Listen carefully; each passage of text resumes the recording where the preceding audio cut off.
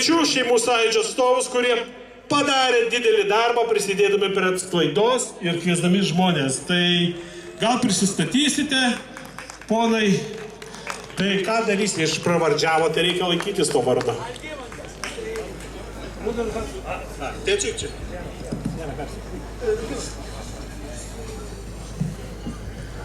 Rudolfas Barauskas. Sveiki visi!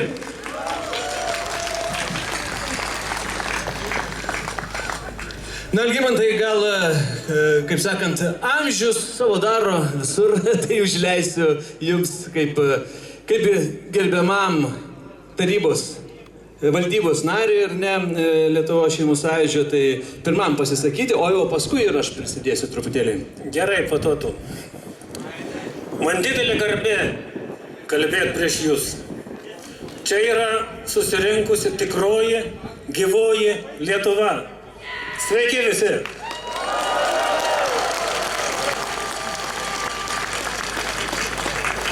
Ar mes kada nors galėjom pagalvoti, kad gali būti Lietuvoje priimami įstatymai, kuriems prieštarauja didžioji tautos dauguma? Ar mes kada nors galėjom pagalvoti, kad įstatymus gali priimti tie, kurių niekas nerinko?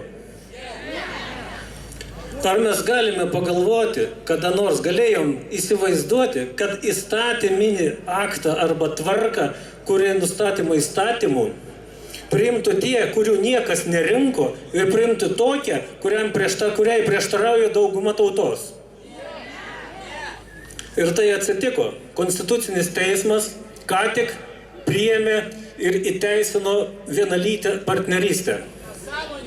Tuo yra atverti pragaro vartai, už kurių mes jau matome vienalytės santuokas, translytiškumą, genderizmą, besibrukantį į mokyklas, į vaikus, į darželius ir visą tai, kas naikina šeimą ir visą vakarietišką krikščionišką civilizaciją.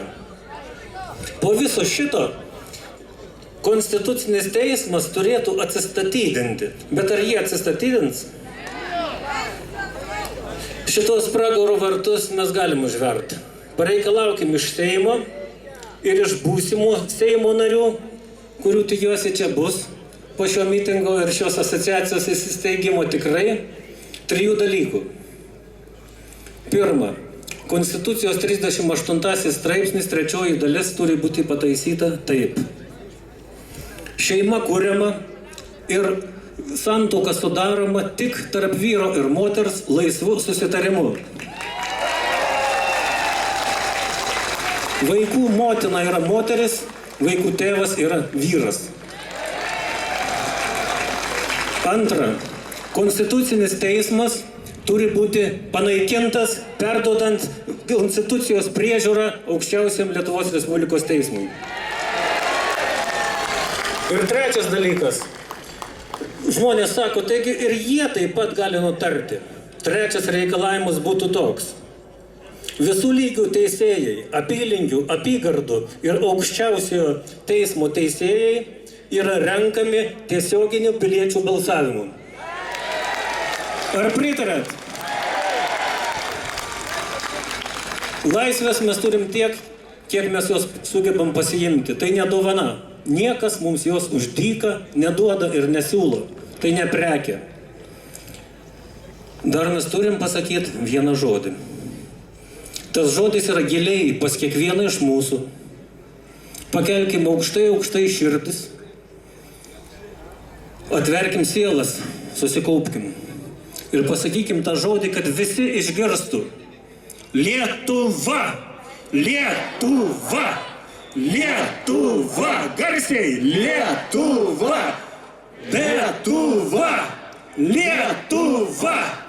Lietuva!